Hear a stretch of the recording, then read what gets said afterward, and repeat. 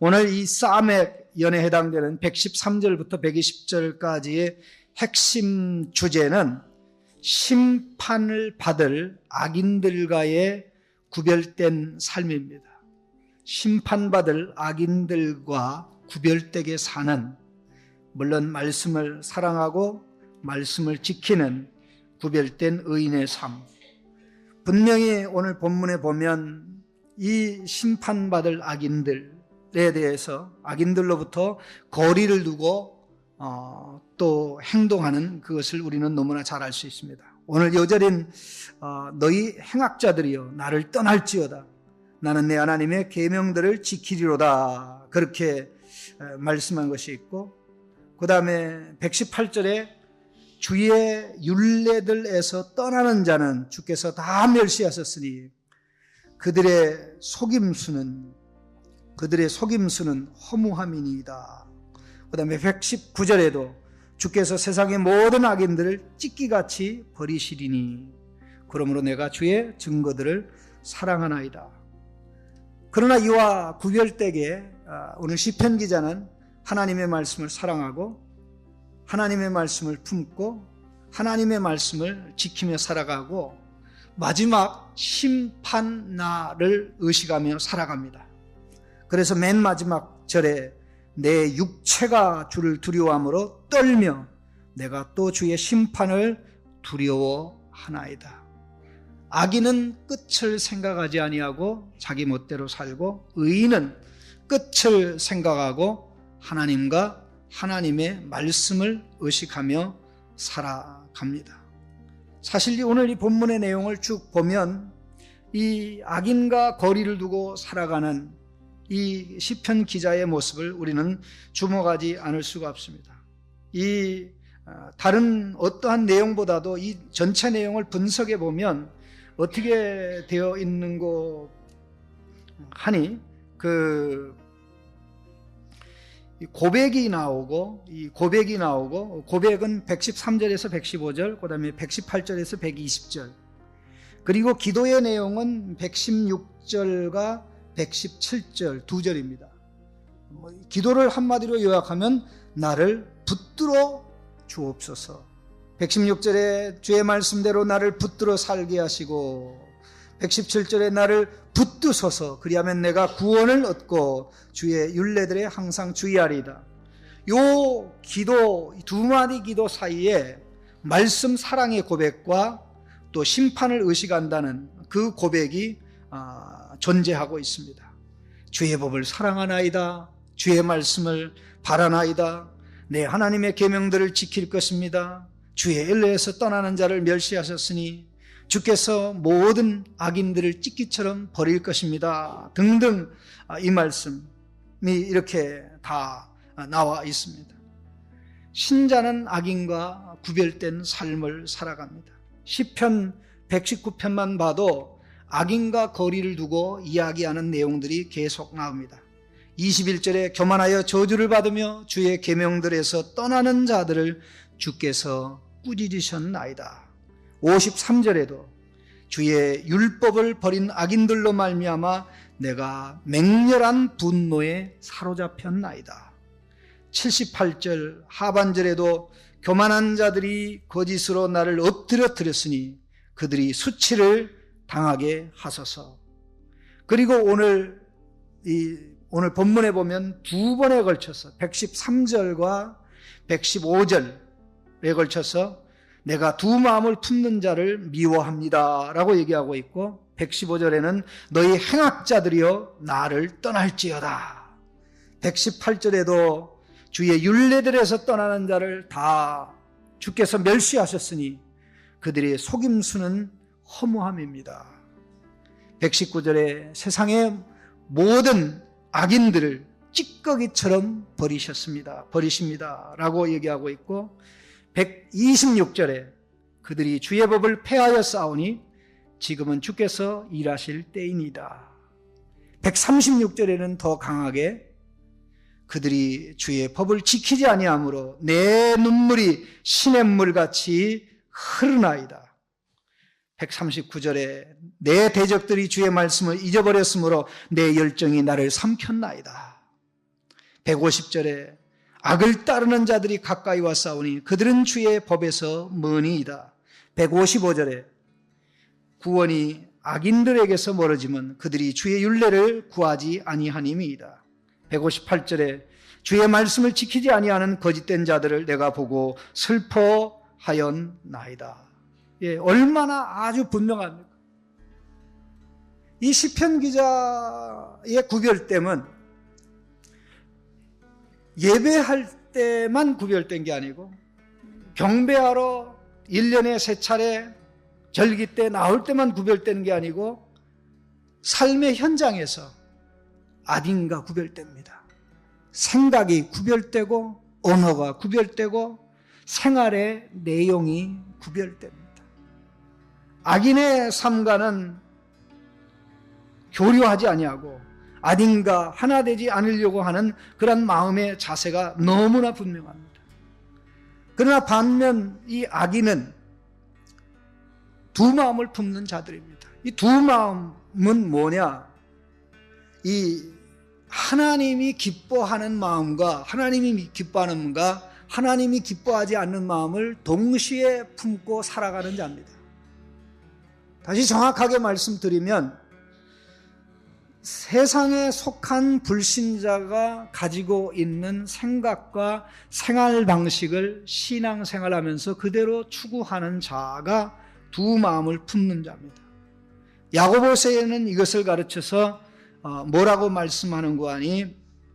이 세상과 화친하려 하는 자는 하나님과 원수가 된다. 간음하는 여인들이요, 세상과 화친함이 하나님과 원수됨을 알지 못하느냐.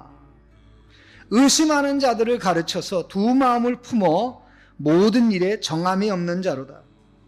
신자가 세상에 사는 것은 하나님의 사명에 따른 것입니다. 하나님이 주신 사명에 따라 우리는 반드시 세상에 살아야 됩니다. 그러한 이유 때문에 제가 교회에 부임하자마자 한 6개월 지나면서 했던 것 중에 하나가 성도님들이 너무나 자주 교회에 오는 것을 정리를 해서 구역 활동이고 그다음에 구역장 공보고 또 수요일로 편입해서 교회 오는 숫자를 줄였던 이유가 바로 거기 있습니다. 교회 안 나와도 된다가 아니라 우리의 삶의 현장은 세상이기 때문에 세상에 가서 하나님이 주신 역할을 감당해야 되기 때문에 그런 것입니다. 그런데 세상에서 세상에 속한 자로 살려고 세상에 보낸 게 아니라 세상에 속하지 않은, 즉 하나님께 속한 자로 살라고 세상으로 다시 보낸 것입니다. 그런데 세상에서 세상에 속한 자로 사는 게 불신자고, 세상에 살지만 세상에 속하지 않은 하나님에게 속한 자, 하나님 나라에 속한 자로 사는 게 신자인데, 교회에는 출입을 하면서 세상에 속한 자처럼 살아가는 자들이 하나님께서 원하지 않는 두 마음을 품은 자들입니다. 두 마음을 품은 자들은 믿음과 반대되는, 믿음이 없는 혹은 믿음이 부족한 사람이라고 이야기할 수 있습니다. 하나님은 언제든지 이 부분에 결단을 촉구합니다. 엘리야 선지자를 통해서 북왕국 이스라엘 백성에게 너희가 어느 때까지 둘 사이에서 머뭇하려느냐, 여호와가 만일 하나님이면 그를 따르고 바알이 만일 하나님이면 그를 따를지니라 라고 아주 분명하게 말씀을 하였고, 야고보서에서도 하나님을 가까이 하라, 그리하면 너희를 가까이 하시리라. 죄인들아 손을 깨끗이 하라. 두 마음을 품은 자들아 마음을 성결하게 하라. 그렇게 아주 분명하게 말씀하였습니다. 오늘 본문 말씀에 보면 악한 자들은 악을 행하며 하나님의 말씀을 떠나서 제멋대로 살아가지만 의인은 하나님의 말씀을 방패 삼아서, 하나님을 방패 삼아서 살아갑니다. 하나님의 말씀을 사랑하기 때문에, 하나님 말씀을 사랑하기 때문에 하나님의 말씀을 의지합니다. 114절에 주는 나의 은신처시여 방패시라, 내가 주의 말씀을 바라나이다. 은신처와 방패 되신 하나님, 자, 은신처가 있습니다. 또 방패가 있습니다.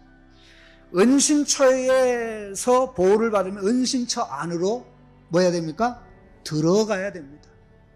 방패가 있는데 내가 방패 안으로 들어가야지, 방패 앞에 있으면, 방패 밖에 있으면 어떻게 됩니까? 전혀 도움이 되지 않습니다. 시편에 지속적으로 나오는 고백이 은신처 방패라는 고백입니다. 여호와여, 주는 나의 방패시여 나의 영광이시오 나의 머리를 드시는 자신이다. 32편에 주는 나의 은신처시여 환난에서 나를 보호하시고 구원의 노래로 나를 두르시리로다.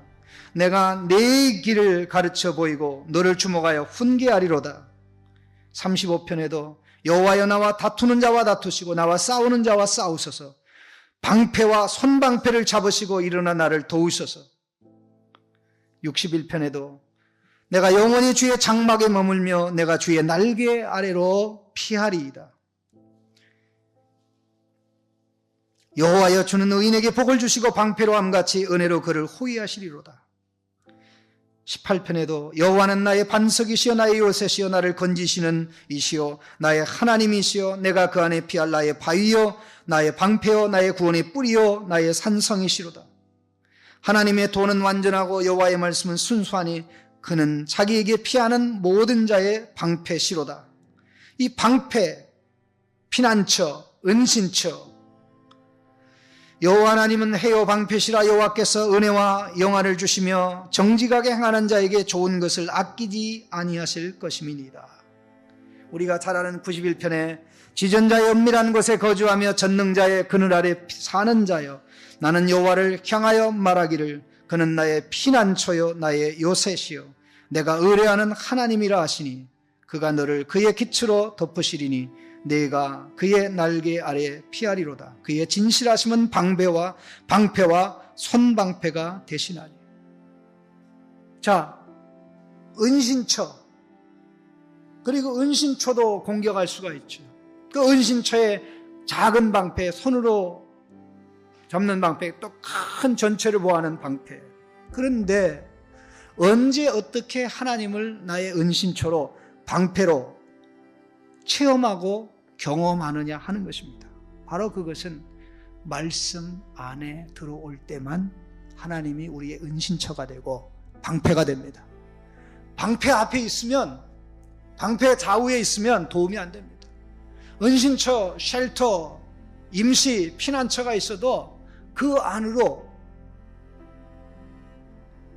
도망가지 않으면 도움이 안 됩니다.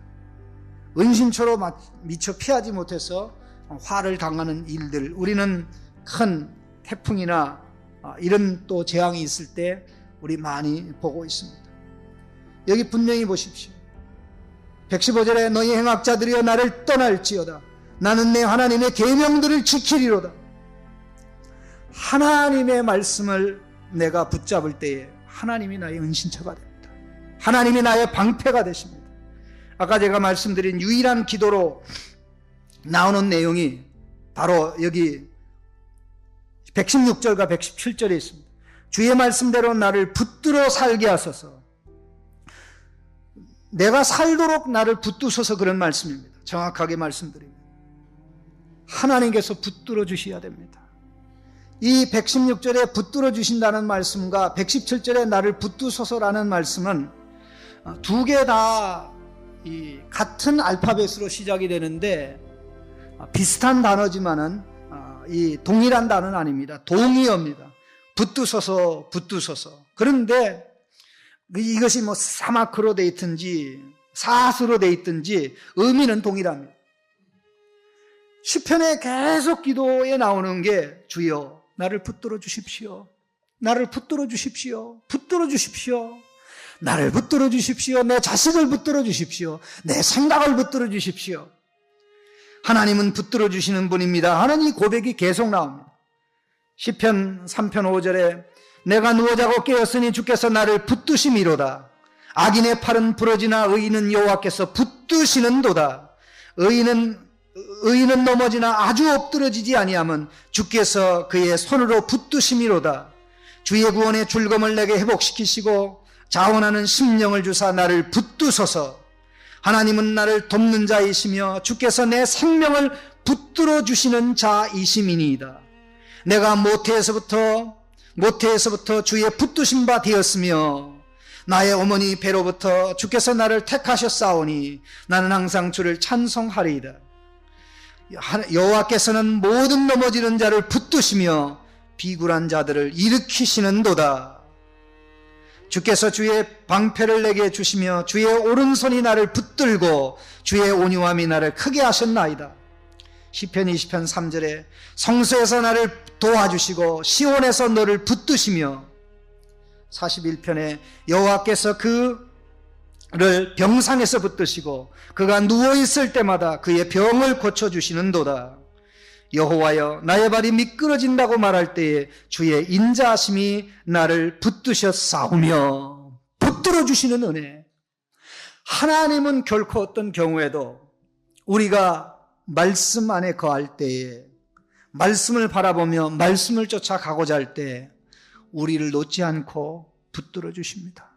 하나님이 놓지 않기 때문에 어떤 상황에서도 악인에게, 우리를 공격하는 자로부터, 환난과 시련으로부터 어려움과 좌절을 당할 이유는 하나도 없습니다. 오히려 어려움과 좌절 대신 그것을 통해 하나님의 능력과 인자함과 보호함을 더욱더 체험하게 되는 것입니다. 하나님께서 나를 붙들어 달라는 기도. 하나님, 제가 말씀 안에 있사오니 말씀이 나의 안전지대요, 말씀이 나의 방패요, 말씀이 나의 하나님의 피난을 받는, 하나님의 도움을 받는 은신처이오니 주여 나를 붙들어 주옵소서. 절대 실망되지 않습니다. 우리는 말씀을 떠나서 하나님의 보호를 받으려고, 이거는 마치 이와 같은 거 아니, 산에 올라가는 사람이 만들어진 길을 따라가지 아니하고 수풀이 우거진 그곳으로 가면서 이 가시에, 나무에 찔리지 않기를 바라는 것하고 동일합니다. 가시덤불이 많은 숲, 길 없는 곳으로 가는 게 얼마나 고생인지 모릅니다. 얼굴에 가시가 그 다음에 발에도, 그 다음에 옷도 잡아당겨서 찢기는 이런 일들 한두 번 정도는 산에서 길을 잃고 경험하셨을 것입니다.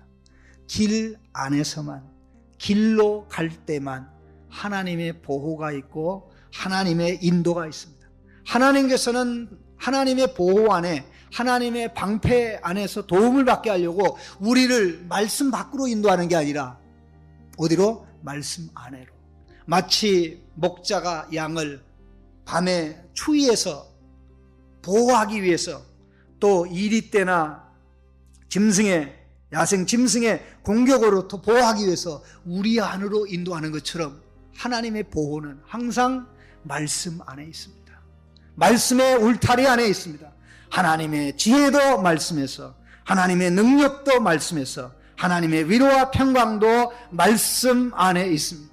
그래서 언제든지 시편 기자처럼 우리가 고백하기를, 주여 내가 말씀을 사랑하오니, 주여 내가 말씀을 지키려고 발버둥 치오니 나를 지켜주옵소서, 나를 붙들어 주옵소서, 이렇게 얘기할 때 하나님께서는 기뻐 응답하여 주시는 것입니다. 그러한 성도가 가져야 될 의식이 바로 심판의식입니다. 악인은 끝이 있습니다. 악인의 길은 하나님께서 인정하지 않습니다. 의인의 길은 여호와께서 인정하시나 악인의 길은 망하리로다. 우리는 시편 1편에서 잘 알고 있습니다. 오늘 분명히 이 말씀을 반영하고 있는데 120절에 내 육체가 주를 두려워함으로 떨며 내가 주의 심판을 두려워하나이다. 악인은 심판을 두려워하지 않습니다. 그러나 의인은 심판을 두려워하는데, 이 심판을 두려워함으로 심판날에 하나님의 노여움받을 것을 심판을 두려워함으로써 바로 그날 제거하는 줄로 믿습니다. 끝을 아는 사람, 앞으로 무슨 일이 닥칠 줄 아는 사람은 대비할 수가 있습니다. 시험날을 생각하는 사람은 시험에 합격하기 위해서 노력하는 것과 동일한 것입니다. 특별히 이와 관련해서 우리가 주목해야 될 성경 구절, 두 구절이 있는데 시편 2편을 좀 잠깐 보겠습니다. 잠깐. 시편 2편입니다. 2편 11절입니다.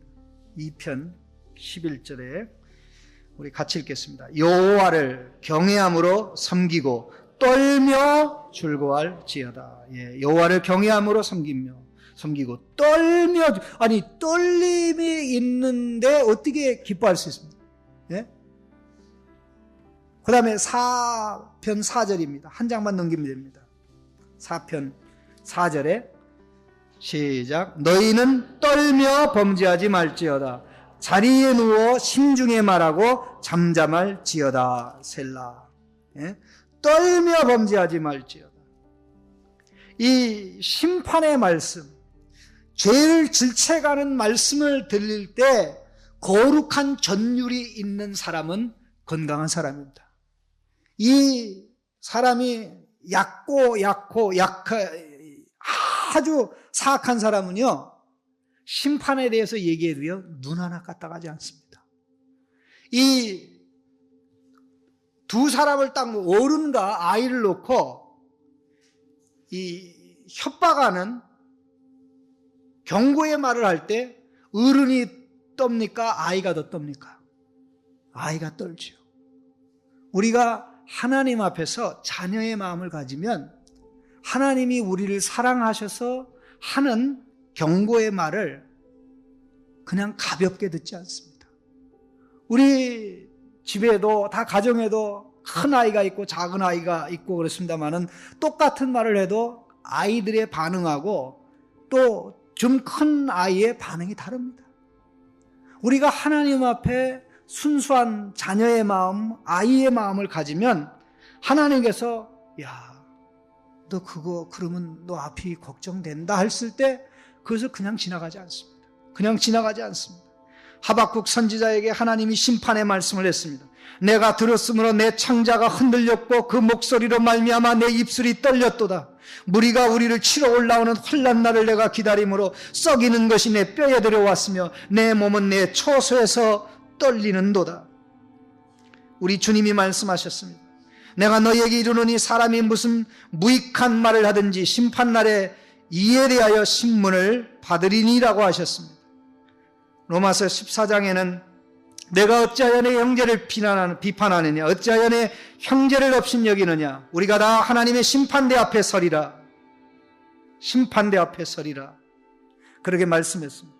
올해는 심판을 받을 처럼 말하기도 하고 처신하기도 하라고 말씀한 것 우리가 잘 알고 있습니다. 야고보서입니다. 너희는 자유의 율법대로 심판받을 자처럼 말도 하고 행하기도 하라. 외모로 보시지 않고 각 사람의 행위대로 심판하시는 이를 너희가 아버지라 부른즉 너희가 나그네로 있을 때에 두려움으로 지내라. 이 거룩한 떨림이 있을 때에 마음속 기쁨으로부터 오는 감격과 기쁨이 있습니다. 이 거룩한 떨림과 기쁨은 같이 가는 것이지, 거룩한 떨림이 있을 때 그 거룩한 떨림은 공포와 두려움을 자아내는 것이 아니라 우리 하나님에 대한 존경과 존귀 여기는 경외하는 마음을 불러일으키기 때문에 그렇습니다. 내가 오늘 내 인생의 마지막이라고 생각한다면 그 삶을 정리하게 되어 있습니다. 오늘 여기 말씀 가운데 마지막으로 나오는 말씀, 악인은 하나님께서 찌꺼기처럼 버리신다고 그랬습니다. 두 마음을 품는 자가 악인이겠지요. 두 마음을 품는 자가 찌꺼기처럼 취급을 받는 것입니다. 우리 주님이 하신 경고가 있습니다. 너희는 세상의 소금이니 만일 소금이 그 맛을 잃으면 무엇으로 짜게 하리요? 아무 쓸데없어 다만 밖에 버리고 사람에게 밟힐 뿐이니라. 소금이 좋은 것이나 소금도 만일 그 맛을 잃으면 무엇으로 짜게 하리요? 땅에도 거름에도 쓸데없어 내어버리느니라. 들을 귀가 있는 자는 들을지어다. 우리 주님이 마지막 심판날에 하실 말씀이 바로 115절에 나옵니다. 너희 행악자들이여 나를 떠날지어다.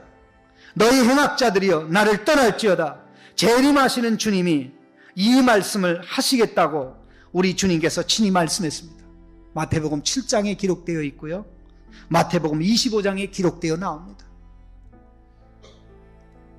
행악자들이라고 일컬을 자는 교회 밖의 사람들이 아니라 교회 안에 있는 저 목사를 포함해서 성도들에게 해당될 수 있는 말이라는 것입니다. 그래서 우리는 가슴 깊이 새기면서 주여, 나는 악인들과 구별된 삶을 살아갑니다. 세상의 악인들과 구별되게 살아갈 뿐만 아니라 교회 안에 있으면서 교회 왔다 갔다 하면서도 두 마음을 품고 사는 자들과 구별되게 하나님의 말씀에 보호를 받으며 인도를 받으며 살아갑니다라는 그 각오와 결단이 늘 우리 의식 속에 강하게 있어야 될 줄로 믿습니다. 구별된 삶만이 내가 경건한 자로 하나님 앞에 살아가는지 살아가지 않는지 보여주는 분명한 잣대인 줄로 믿습니다. 오늘도 묵상하시다가 기도하시며 돌아가시길 바랍니다.